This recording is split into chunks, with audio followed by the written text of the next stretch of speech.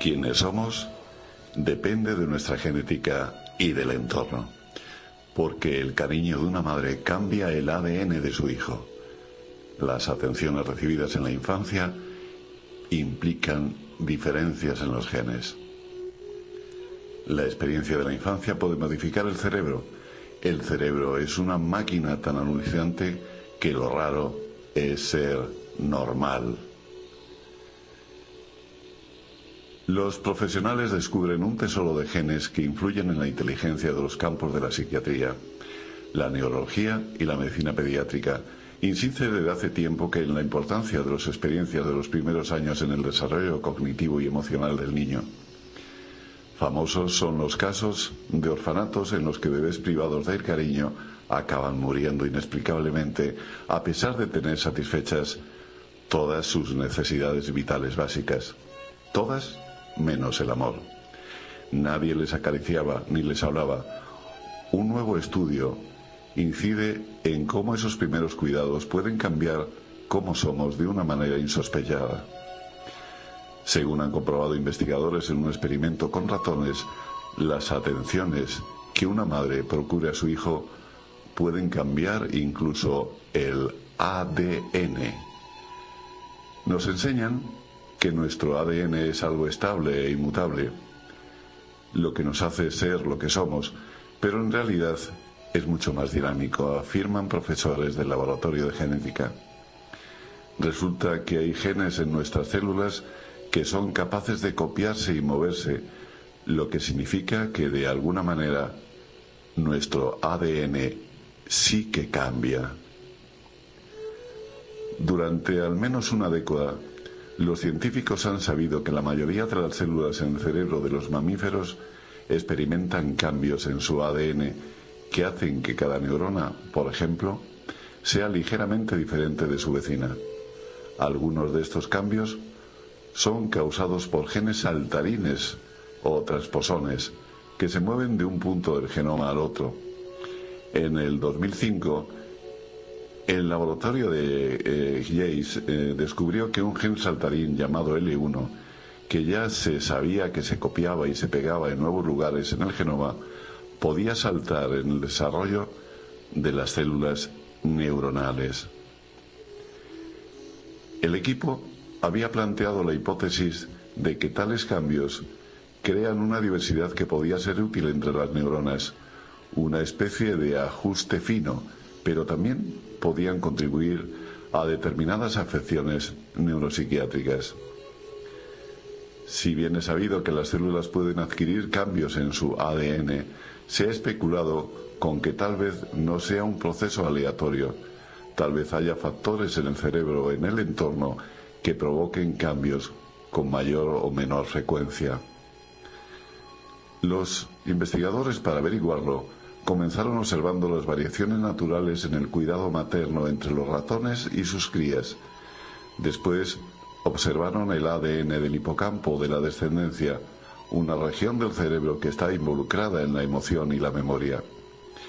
El equipo descubrió una correlación entre el cuidado materno y el número de copias L1. Los ratones, con madres amorosas, tenían menos copias del gen L1 saltarín y los que tenían madres negligentes tenían más copias y por lo tanto más diversidad genética en sus cerebros.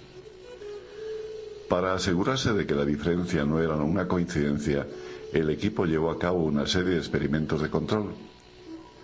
Finalmente, cambiaron a la descendencia de modo que los ratones nacidos de madres negligentes fueran criados por madres atentas y viceversa.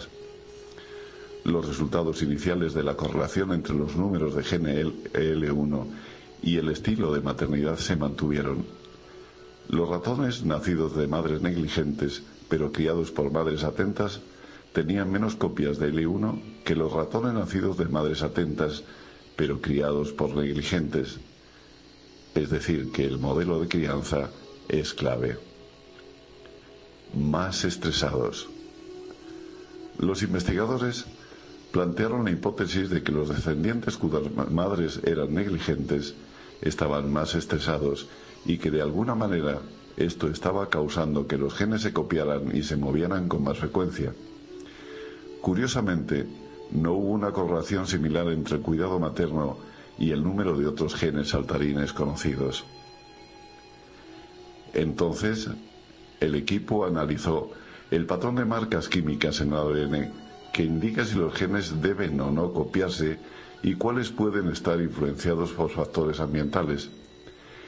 En este caso, la metalización de los otros genes de saltarines conocidos fue consistente para todas las crías, pero en los L1, los ratones con madres negligentes tenían notablemente menos genes metilados L1 que aquellos con madres atentas, lo que sugiere que la metalización es el mecanismo responsable de la movilidad del gen L1.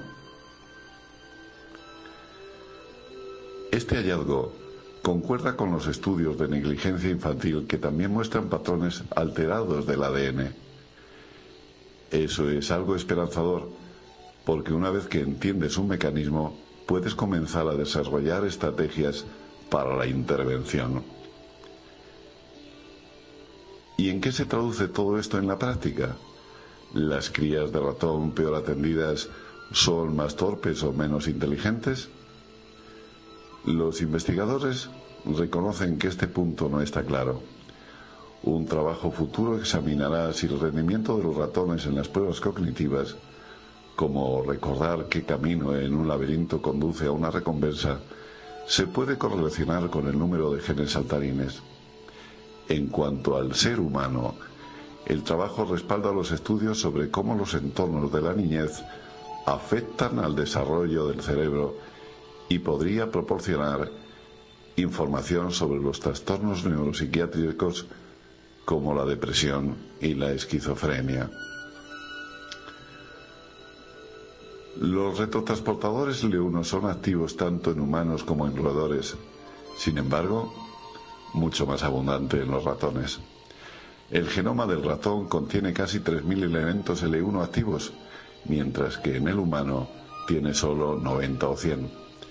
Todavía no sabemos cómo la experiencia puede afectar la movilización del L1 en humanos o si la peor cantidad de elementos corresponde a una menor actividad general de L1. Creo que estos estudios pueden realizarse en el futuro mediante el análisis de poblaciones específicas como las personas que experimentaron un maltrato infantil.